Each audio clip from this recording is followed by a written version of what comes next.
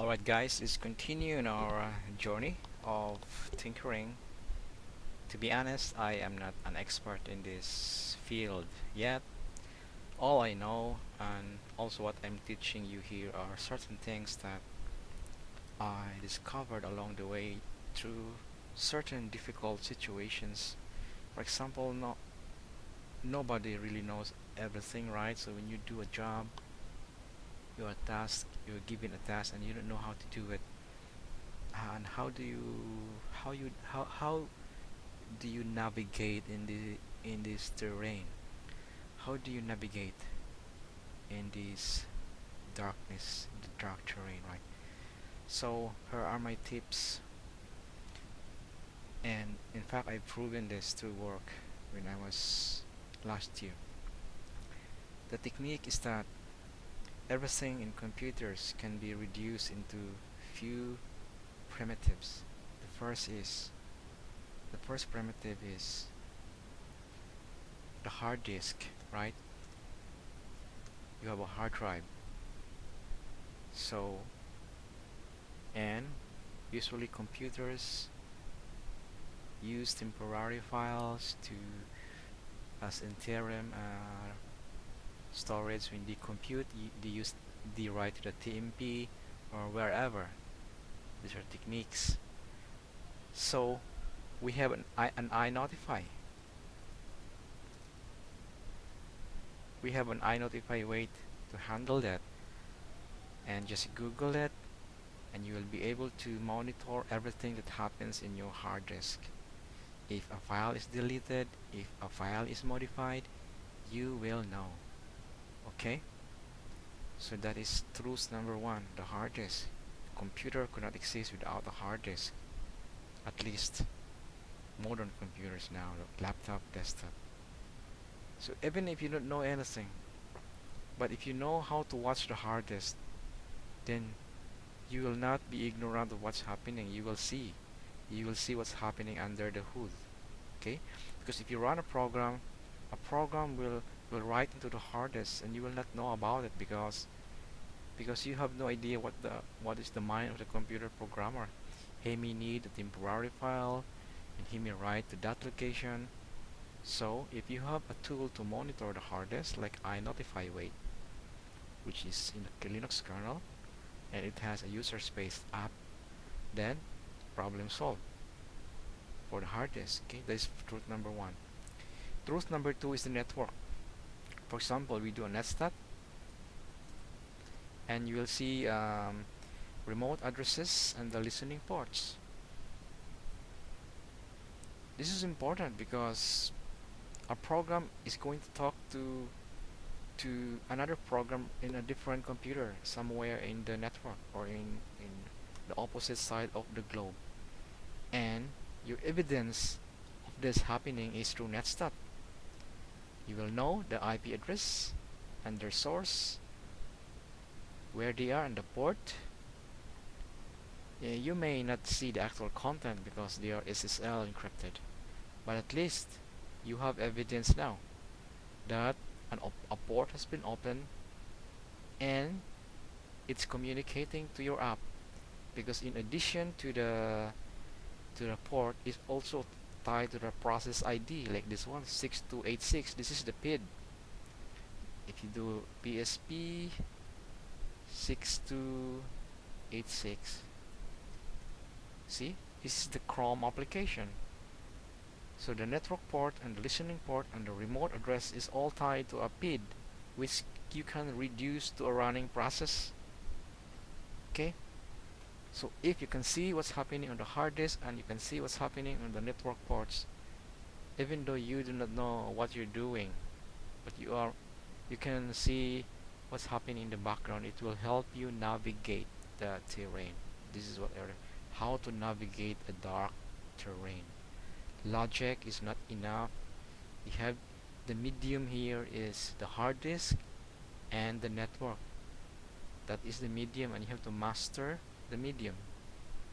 You should not ignore the medium because the operations of today's computations operate in the medium. Okay, They always go to the hard drive and they travel to the network through the ports.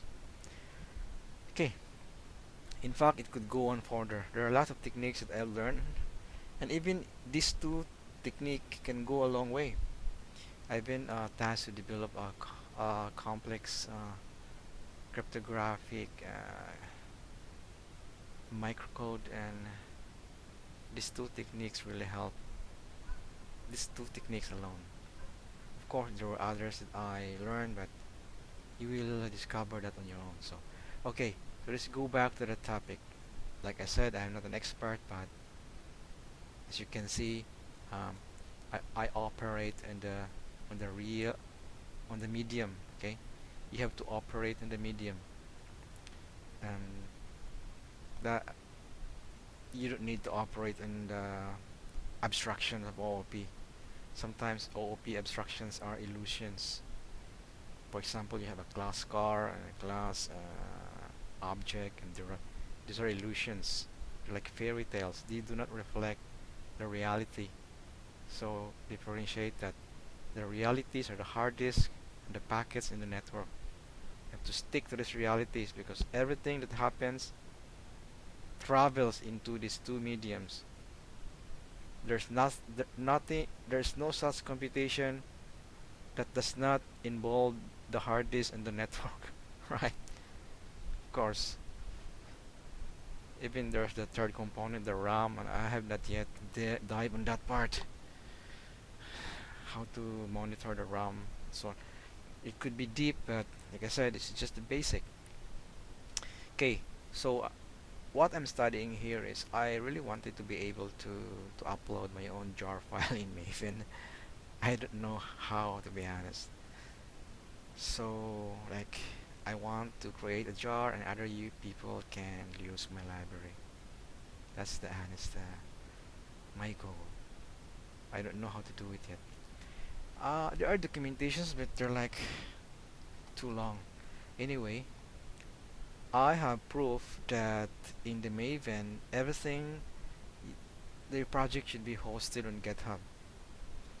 Otherwise, you cannot upload to Maven. That's the thing that I learned, and that's the fact that I encountered. So, you cannot. I have to have a GitHub, and therefore, I also saw in the video that it has to be under this com GitHub, and my name should appear here. And that is why when I examine this folder, I choose this particular dude, David B. He has a jar. I downloaded his jar here, and when I download his jar, I saw his Java classes. Of course, these are not the source code; these are the compiled. And I deduced that if he was able to upload a jar into Maven, then he must have a GitHub account. Of course, he has. And when I open to the GitHub account, and I can see his source code.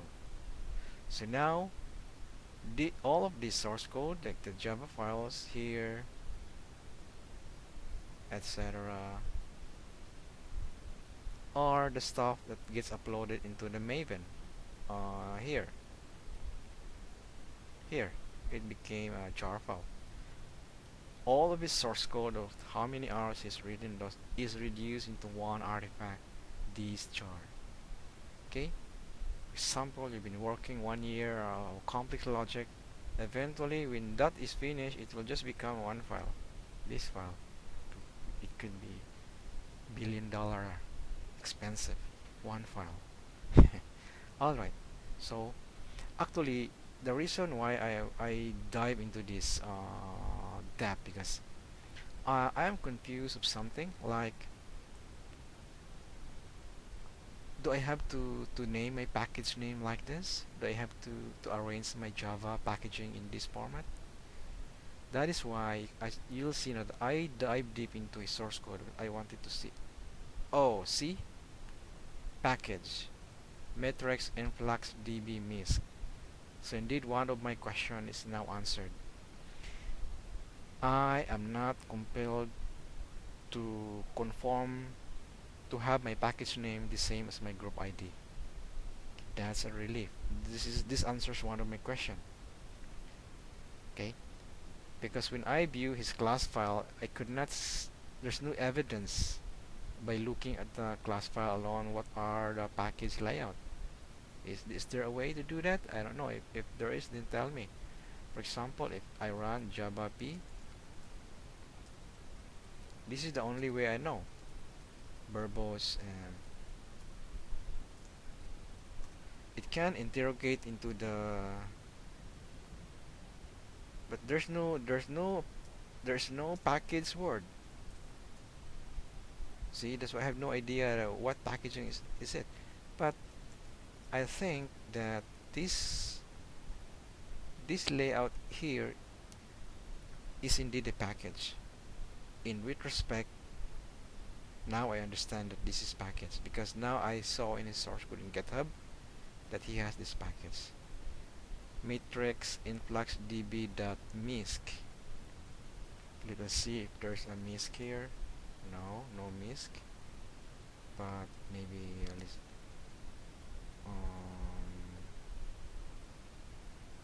bounded before the Java. Okay. Okay. Bounded. Okay. So let us interrogate that. Java p verbose.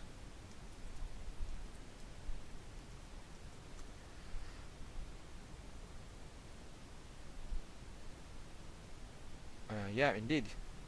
So there is a misc. So indeed, Java. Now I learned that Java code, the Java executable, we can interrogate the package naming from the class alone. Okay. Lessons. Added lessons today. Okay, so that was what I wanted to know. Okay, and here is my tab. Actually, I'm still applying for a namespace, and it's not yet approved. See, it's still unresolved. And this is my name here. Is it approved now? Waiting for what? Waiting for response. Unresolved. Group ID. Huh. See, guys, this is the group ID that I am applying for.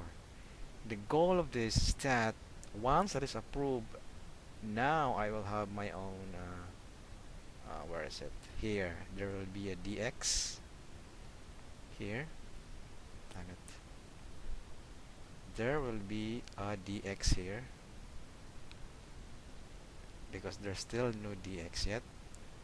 Weird, there's no DX. Yeah, there. I will be the first in the DX subfolder. That would be good because if the subfolder is not deep, then my jar will be downloaded very fast.